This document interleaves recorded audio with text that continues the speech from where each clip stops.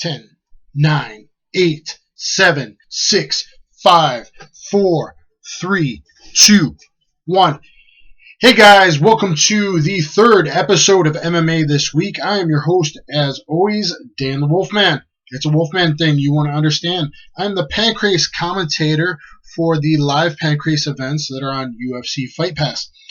And this week, MMA This Week, we will be breaking down UFC on Fox 18. That's coming, as you can see, Saturday, January 30th on Fox, Big Fox.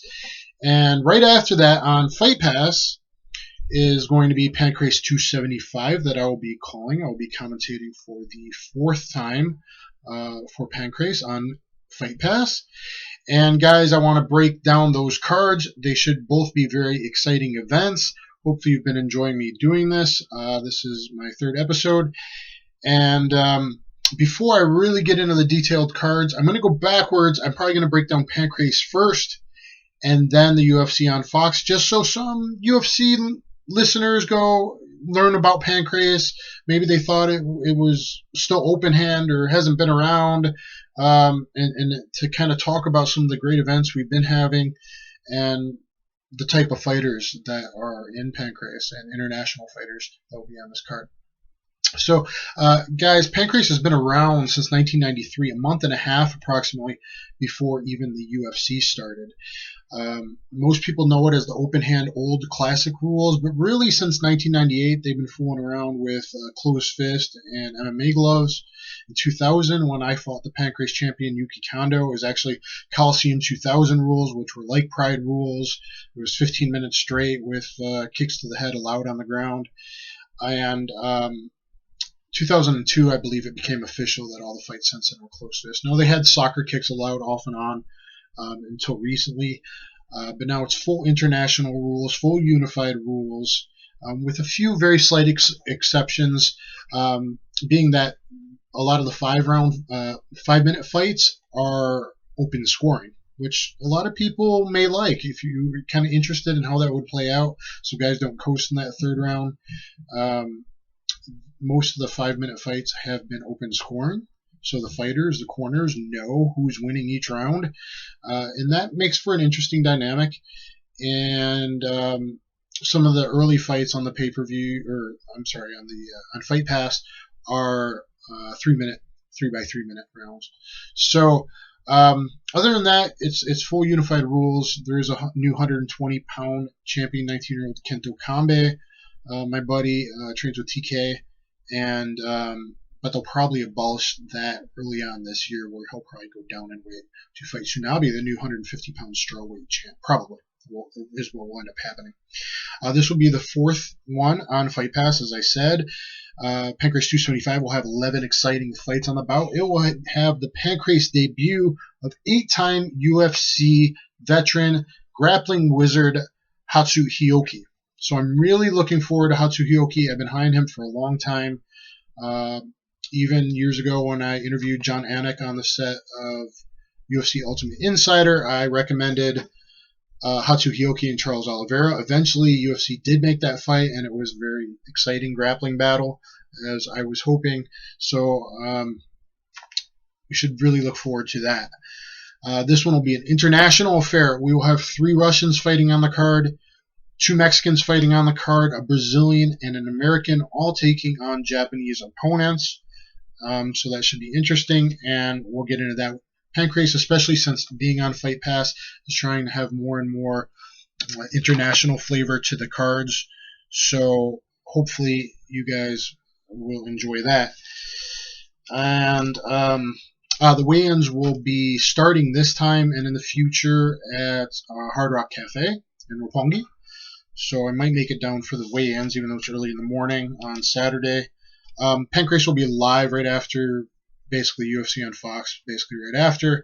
In the Western Hemisphere, that is Saturday night the 30th. If you're here in Japan, time difference-wise, that is January 31st, Sunday. I'll talk about the fights that stand out to me, which is quite a bit of them on the Pancrase card. A guy I trained with from Maha Sakurai Dojo, Yuki Nakahara is now 6-4, and he's fighting Yusuke Bancho Kawanaga. Now, Nakahara is very young, very good athlete.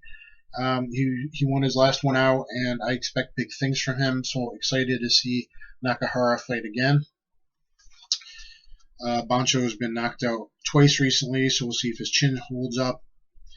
After that, Kyosuke Terashima out of Wajitsu KK Koro is fighting Shuichi T800 Kanda. Now, Terashima has a lot more fights, but I'm very excited about this kid, Shuichi Kanda, T800, coming out to the Terminator music. His last one I called at Pancrase 270. He came out 2 minutes of this neo footwork, switching stances, dancing around, looking like Dance Dance Revolution, Dominic Cruz, TJ Dillashaw, Mighty Mouse style, using that neo-striking, neo-footwork, if you will, and boom, left high kick, knockout. So it was a beautiful thing. That was his first step up in competition, was that last fight, and now he's fighting again a guy in Terashima who has way more fight experience than him. Shuichi Kanda is now 6-4, so it'll be interesting to see if he can really rise to the upper echelon in Pancrase 135-pound bantamweight division. After that, we'll have one of our first Russians fighting, Bezet Katkohu. Bezet Katkohu taking on Shumpai Ota. Now, Bezet is 4-1. He has really beautiful transition armbar and knee bar. Said heel hook online on Sherdog, but it actually was a knee bar. I watched the fight. And Ota's got a bit more experience. This one is combat sambo versus hybrid wrestling. Ota is a Yoshiki Takahashi. If you're an old school guy like me, you'll know who that is. Protege. And so that one should be exciting. These are also coaches. Next Russian on the card, I don't know the exact order yet. It could change a bit. But Sergey Martinov taking on Hikaru Sato. And this is middleweight, 185 pounds. Now, Sergey Martinov is 5-1. He's got 4 KOs. He's a very heavy puncher. I'm excited about this kid watching his fights. He has the loose, fast, whippy, long hook style, Fedor Emelianenko or Igor Vovchanchin style whippy punches, Russian martial arts, RMA style punches. And he stays loose and relaxed throughout the entire fight, has very good distance, he's very calm. If you get out of position, you make a mistake, he's going to blast you with heavy, heavy punches. Sato, while he has way more fight experience, 23, 22, and 4, Sato-san's a very, very good grappler. He's a guy I personally like, but he doesn't necessarily like getting hit. He's kind of one of like these old school 90s type fighters when he started fighting in Pancrase. Was back in February 2000. So this one is definitely puncher versus grappler. Should be exciting. Next up, another Russian, Bislan Atlashov. Now, Sherdog has him as 2-5, but I've been told he is 10-5 by his manager. I've personally found fights online that were not listed on Sherdog or other sources. So I can confirm that he has at least 3 submissions, a triangle, a rear naked choke, and a belly down armbar. Was an amateur Muay Thai champion, but definitely you can see the Sambo influence, hitting transitional submissions as well as his student Bezat as well, hitting those transitional quick submissions and transitions. He's taking on Kenta Takagi, and Takagi is more of a wrestler but has Sambo listed as well, so he should be aware of that. But he's a heavy KO puncher, an amazing 13 KOs. So that one should be exciting. Brazilian-born Alan Yoshihiro Yamaniya taking on Kento Takazawa. Takazawa is 4-1 with 4 KOs in a row. Yamaniya is very good grappler, and his hands and distance actually looked very good. His last fight that I called at 271, but he was kind of gifted a decision. He took his foot off the pedal and wasn't aggressive enough. So while technically he looked very good, hopefully he's more aggressive throughout the fight this time. I don't know if there's a cardio issue or maybe he had a bug. You never know what's really going on. But Takazawa, 4 KOs in a row.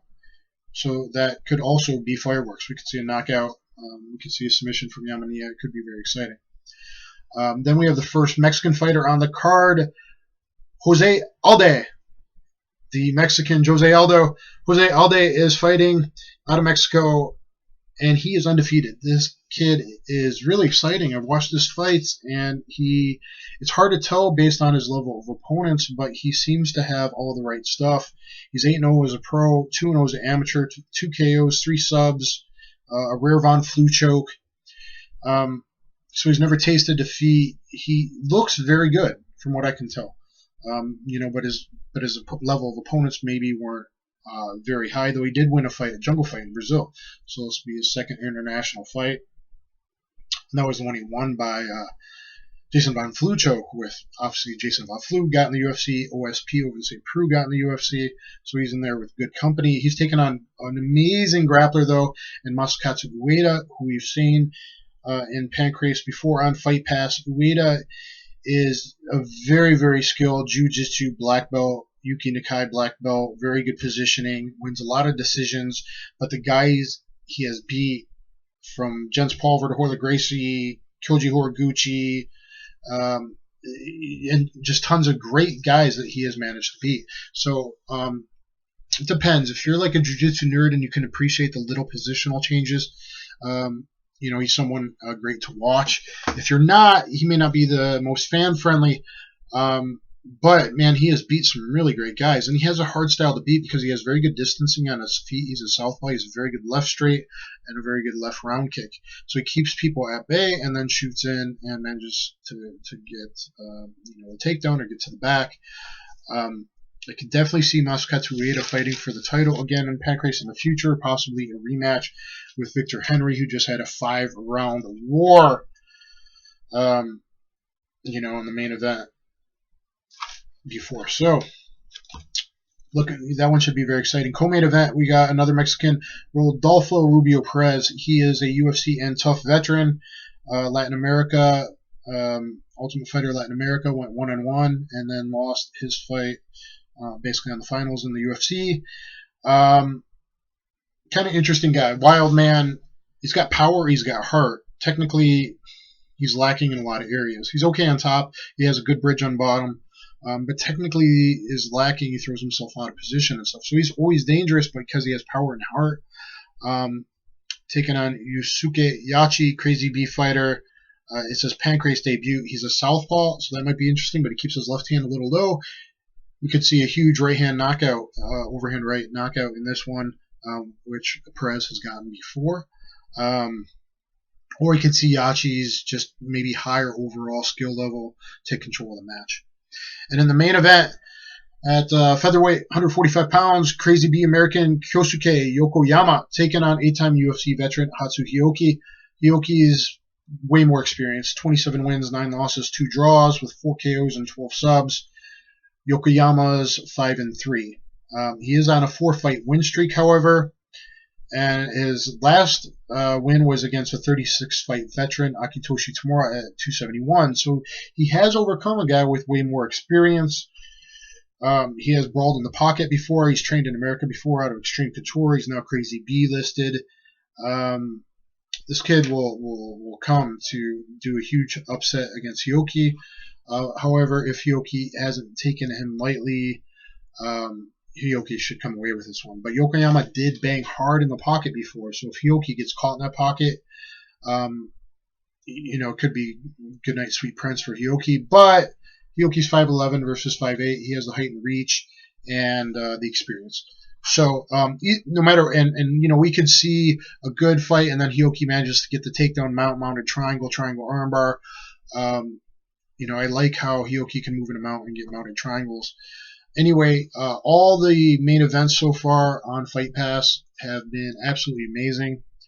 This one should be a great card. I didn't say earlier, but Andy Main was going to be the main event, defending his featherweight title for the very first time. However, he had a knee injury, so that's very unfortunate because Andy Main, taking that belt from Nam Fan, was on fire, almost got a Twister Wrestler's guillotine abdominal stretch, set up standing, and then again on the ground, eventually getting a triangle on Nam Fan. So I wish a quick and healthy recovery to Nam Fan, or to Andy Main. Hope Nam Fan's doing well too. Hey Nam Fan, what's up? But Pancrase 275, guys. If you haven't checked out Fight Pass, they usually have a 1-week free trial. Go to UFCFightPass.com. Now, I will get into UFC on Fox 18. After that, in the world of MMA, the only thing really worthwhile noting was an Asian org. You know which one I'm talking about. Which one I am talking about. There was a cool escape from a guillotine by doing a rear suplex, by back arching, boom, hitting the guy, and then the guy was back still on the guillotine, and the guard lifted him up, low squat. I believe it was probably a Sanda fighter, Chinese guy. They have beautiful back arch throws, lowered those knees, hipped in, bam, slammed the guy in his head. The guy released it, couple soccer kicks. If you haven't seen it, I'm sure you will. Kind of viral going around on Facebook and whatnot. But basically, that's the biggest news. There's nothing too big elsewise going on. So I picked out the fights that kind of stand out to me, or fighters that I'm always interested in seeing on UFC on Fox 18. Again, as you can see in the corner over there, January 30th, live and free on Big Fox, baby.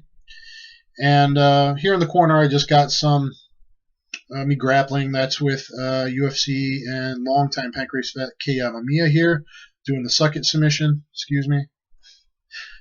Best word for it, I guess. They're picturing me interviewing Dana White up there. And, okay, anyway, guys. Alexis Bruce Leroy Caceres. I've always been excited about this guy. I mention him even though he's low down on the card because I love watching him fight. He flows like water. He's a very JKD-like fighter. He's very calm. He started brawling in backyards like Kimbo Slice and Jorge Masvidal in Florida. So Alex Caceres, my half-Greek black brother, I believe, he is a very cool flow-like-water fighter, good to watch. He's 10-8 in the UFC. He's taken on Mexican Macio Fullen, who's 10-5. Now, Caceres is 5-6-1 in the UFC. The one was a no contest overturned because of marijuana metabolites. However you feel about that. So I think he won the fight. He was 1-1. His opponent, Macio Fullen, is 1-1 in the UFC. So I'm just excited to see this. Alex is coming off of 3 losses in a row. So this is a must-win situation for him. If he loses here, I don't know if UFC would cut him. Possibly. Maybe he could reinvent himself in Pancrase. He'd be a very interesting addition in Pancrase, possibly. But hopefully it's a must-win, and he does. He's got more experience in the octagon, and that's huge, than his opponent. And he can flow and hit those transitional submissions and just kind of goes wherever the fight does. So sometimes guys have been able to take him down because he just kind of flows and goes to his back, looks for triangles, arm bars, off the takedown, things of that nature. I like watching his striking. So I just wanted to give a shout out to Bruce Leroy, who I think is a fan favorite guy. You know, I think whoever picks him up, if he does lose, you know, it'd be interesting. Hopefully he can win this, stay in the UFC. If not, maybe he can go to Pancrase or somewhere else, kind of under the UFC Fight Pass umbrella and get it together. So this is a must win for him. Next up, Tarek Saffiedine taking on Jake Ellenberger. Now Saffiedine is 15-4. He is 1-1 in the UFC. He has not fought since losing to Roy McDonald, getting TKO'd, I think it was 4th round early October of 2014. So he hasn't fought in a long time. He's a guy that I noticed fighting on Strikeforce Challengers. I've always been high on Tarek Saffiedine. Big fight for him. It's always been a big fight for Jake Ellenberger coming up. He's fighting Jake Ellenberger, 30-10, 9-6 in the UFC, but he's lost his last 4 out of 5 in the UFC. Jake Ellenberger is a guy who came out on fire and been having a hard time since. Trained with Jake a few times. I kind of, you know, I'm a little biased here. I'm kind of pulling for Tarek Saffiedine. He's got this kind of mixed, almost Kyokushin style background, deadly with the low kicks. We've seen a main event against Dong Hyun Kim, I believe, one of the Korean fighters before.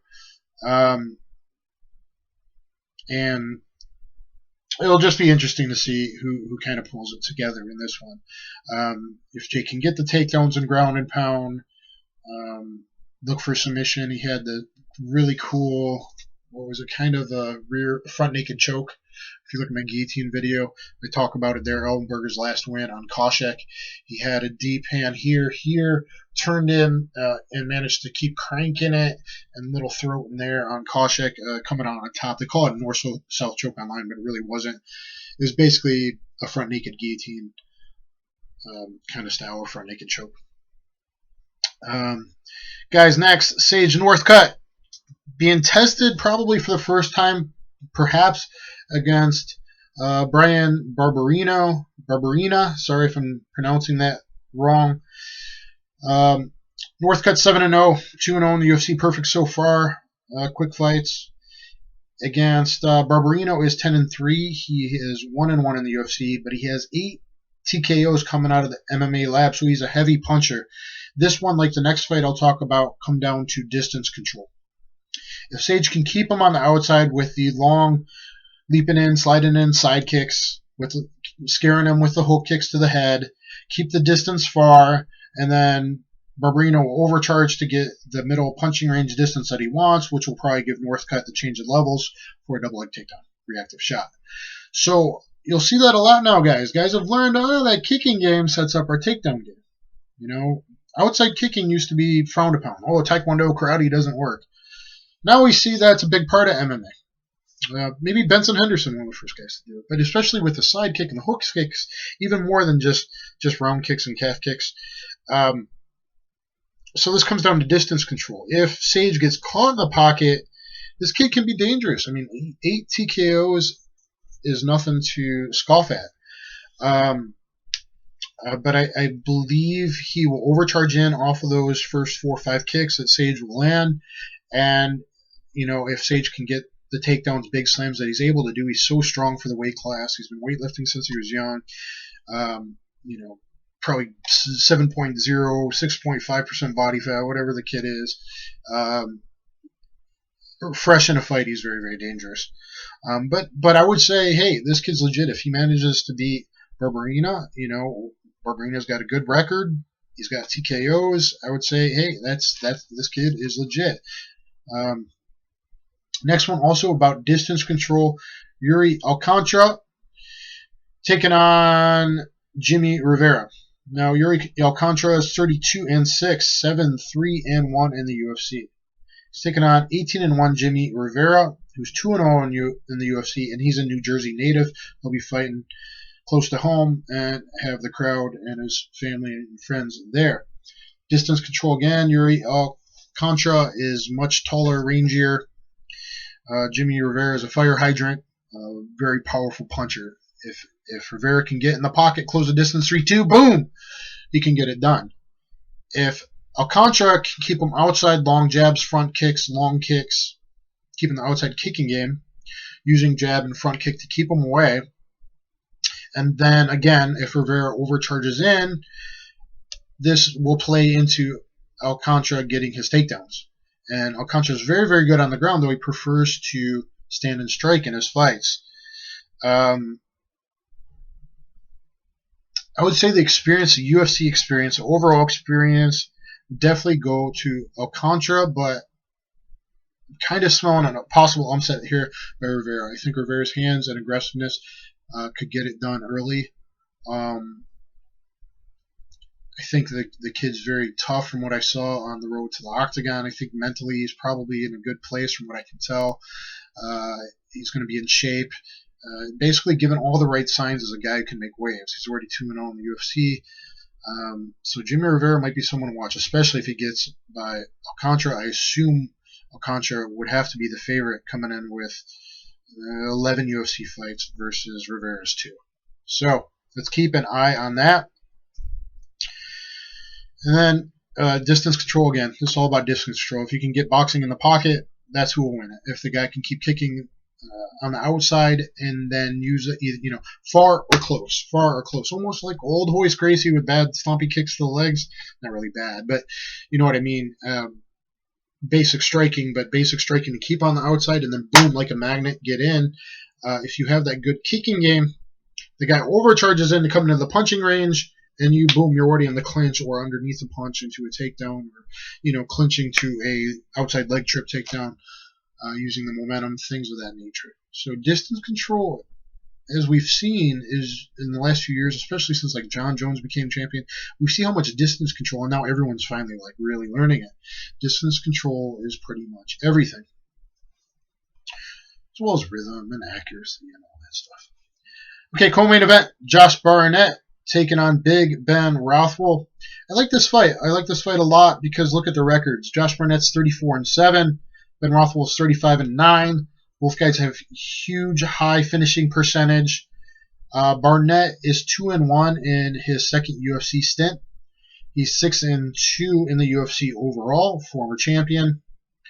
8 KOs, 20 submissions.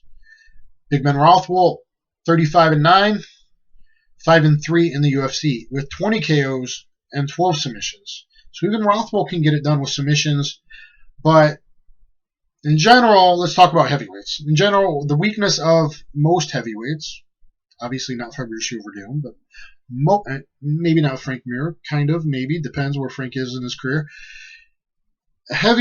Most heavyweights are like turtles on their backs. Okay, so who gets on top or who gets cage control is even more important at heavyweight, especially when one strike can end the night. I think Ben could get it done and knock Barnett out. I think Barnett could get it done a couple different ways. Barnett could push him against the cage. Barnett's been much better with distance control. His performance against Roy Nelson was very good. He's kicking on the outside, especially switching to southpaw. Landing the left body kick. And then he's in pass boxing range to elbow, knee, dirty clinch striking range. And Josh has gotten very good at that game.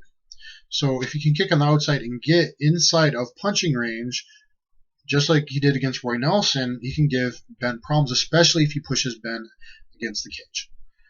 Whoever lands on top obviously has a huge advantage being a heavyweight, ground and pound, but submission-wise as well. If you really break down Barnett's game, he's much better on top, catch wrestling style. Big Ben Rothwell also much, much better on top. Both guys are a bit of turtles on the back, though Josh is decent. Like, he has good armbar, triangle, double wrist lock off his back. He can threaten guys and scare them with leg lock attempts, though it's not like his game is as good as he is when he's on top. But guys get scared of it, because they go, oh, he's crazy going for the legs, and a lot of heavyweights aren't that good with the leg lock game yet. So whoever lands on top is important hugely in this fight, as is cage control, which worries me. Who is Ben Rothwell training with that's big enough to put him against the wall, let alone a cage to train in? He's got his own gym in Wisconsin. I used to train with Ben Rothwell for 14 months. Let me throw that out there. Ben actually spent his first week living in my apartment, his trial week at Militich Fighting Systems in Iowa. This was back in like 2005 era when MFS was the top of the world, basically in America, and Shootbox was the top of the world in Brazil at that time. So I trained with Ben a lot, sparred him a few times, grappled with him quite a bit. Obviously, both guys have improved a lot since then, but putting it out there that I've lived with Ben for a week and been on his team for 14 months before, worries me most is that I don't know who's big enough to push him against the cage. If he can stay off the cage, he has a good chance of knocking Barnett out. If he cannot, Barnett uses good outright striking to push him against the cage and do elbows and knees to get a little within that punch distance, to close it to the elbow-knee range distance, clinch striking range distance. That's a problem. Now, if either guy can get a single leg and put the other one on his back, obviously that much weight on top and power is dangerous no matter what. So who lands on top is even more important, way more important at heavyweight than it is at like any of the tiny type divisions. Probably just offended Dominic Cruz and a few guys, but that's okay. You get my point. Congrats, Dominic Cruz, by the way. Great performance.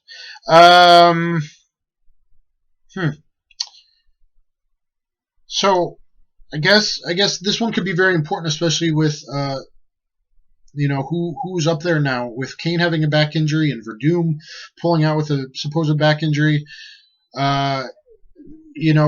Heavyweight is becoming a bit open, and this one could be a big fight. Ben's 5-3. Ben's been winning. In the recent outing, Barnett went 1-1, lost 1-1. One was last. So both guys could be right up there. in line for heavyweight title shot, interim heavyweight title shot. Someone, if they're healthy, doesn't get suspended automatically just for hand injuries and stuff like that.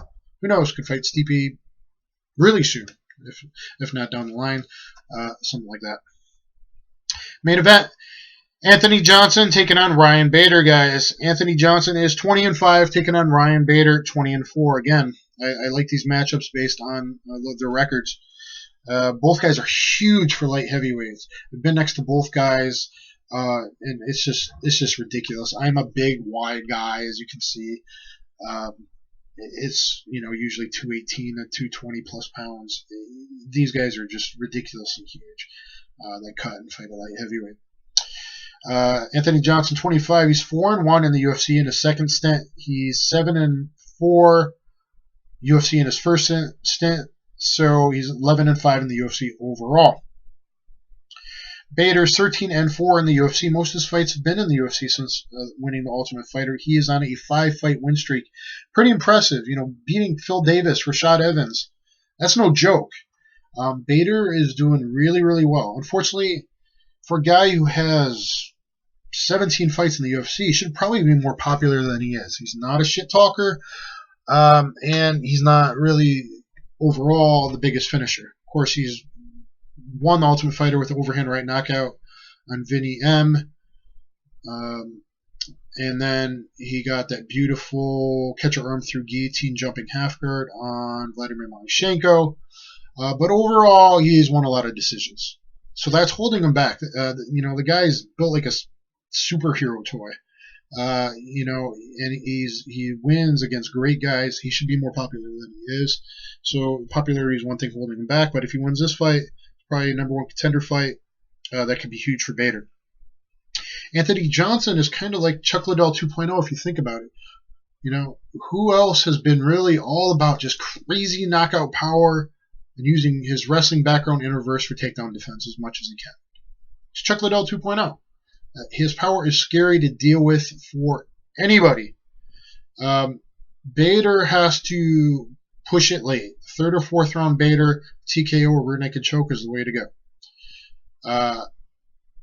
Bader has to watch out. Anthony Johnson's biggest chances of knockout, in my opinion, would be step back into the right for a sidestep, neck frame, right uppercut. Boom, 6-3-2, right uppercut, left hook, right straight. Or keep the frame there, uppercut underneath, Timbo style, off the takedown attempt, while scooting the hips and the legs away from the double, obviously. So here, moving out, I can't back pivot now in the chair. I'll mess up the recording, but gives you an idea of what I'm talking about. Or he's been switching more to southpaw recently, and I could definitely see him corralling Bader in with a right long hook from southpaw, trying to get Bader to change levels or shoot in or clinch in, and then hard ass left kind of mid-high body kick. Meaning that Bader will most likely run into his left knee by throwing a round kick. The round kick / knee attack, counter attack, as Bader comes in. Similar to how Yuki Kondo knocked out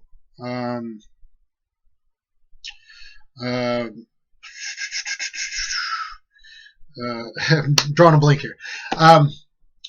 Solo Barrel. I should know. Okay, trained Solo for a year. NFL Kondo. So Kondo versus Solo Barrel. So similar to that kind of knockout from southpaw. I could definitely see looking for those uppercuts. Okay, looking for the right uppercut, jab, uppercut, 1-6-3-2 kind of thing. Or neck frame, 6-3-2. 6 being the uppercut in my modern system. 4 in some people's simplified systems.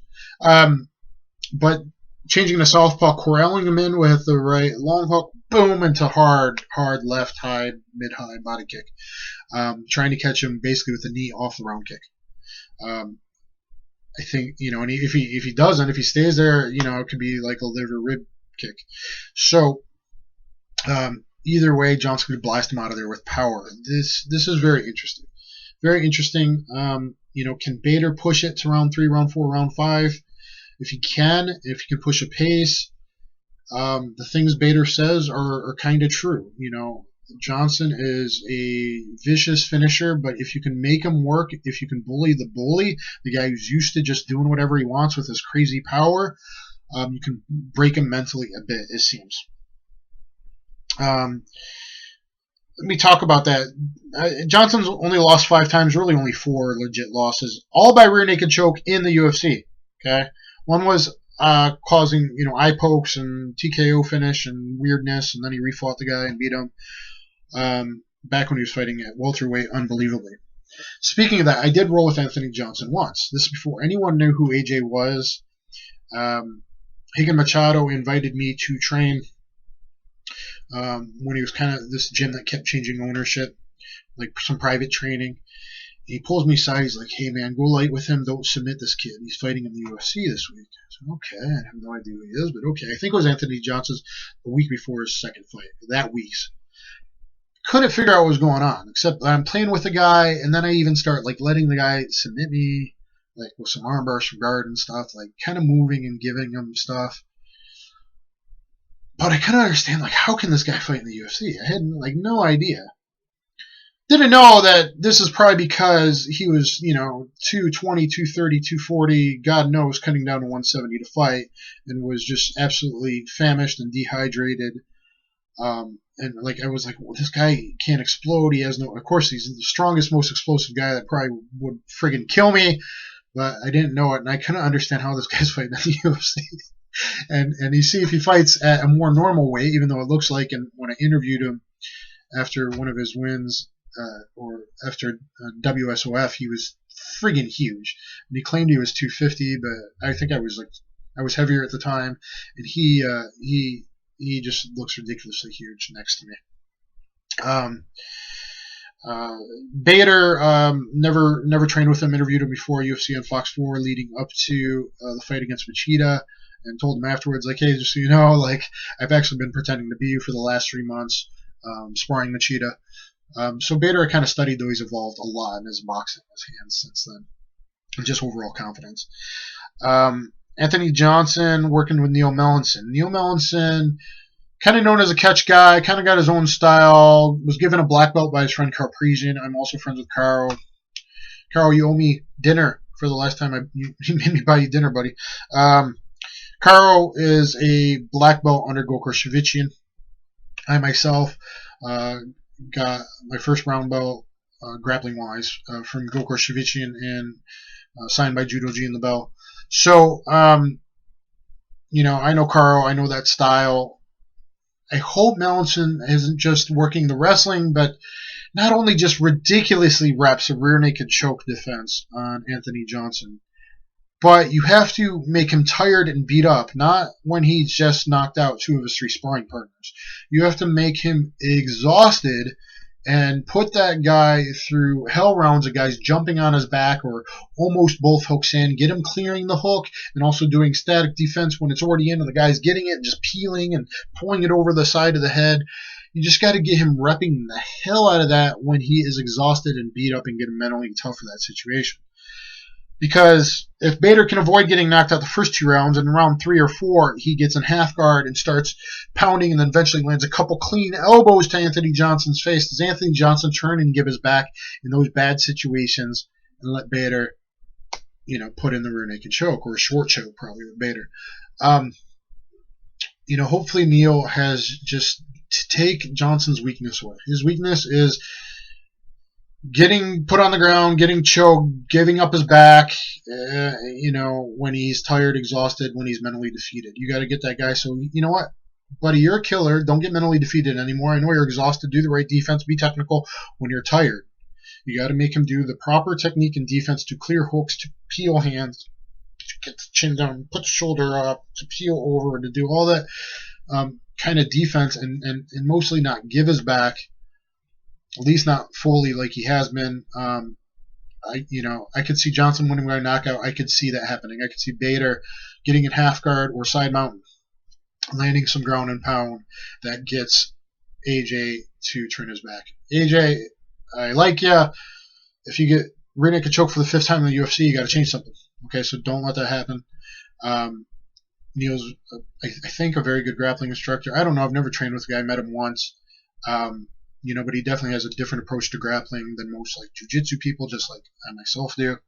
So it'll be interesting to see what kind of stuff Neil is bringing to the Black Celine table. I think that pretty much covers it, guys. So there you go. There's the Fox on 18, UFC on Fox 18 breakdown. Watch that on the 30th. Watch Pancrase 275 live on UFC Fight Pass right after. If you're on the West Coast, I suggest throwing big old parties like back in the day. Have everyone over and have a good old time all night long fighting.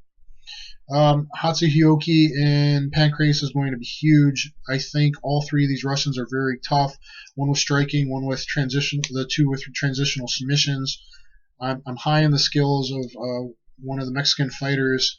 Though he may be over his head against Masakatsu Ueda, who's really one of the top guys that just kind of gets overlooked.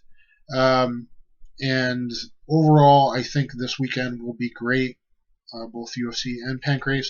I hope you enjoyed it. MMA This Week with Dan the Wolfman. I just share my knowledge of some of my stories with you, and I hope you enjoyed it. Thank you for checking it out.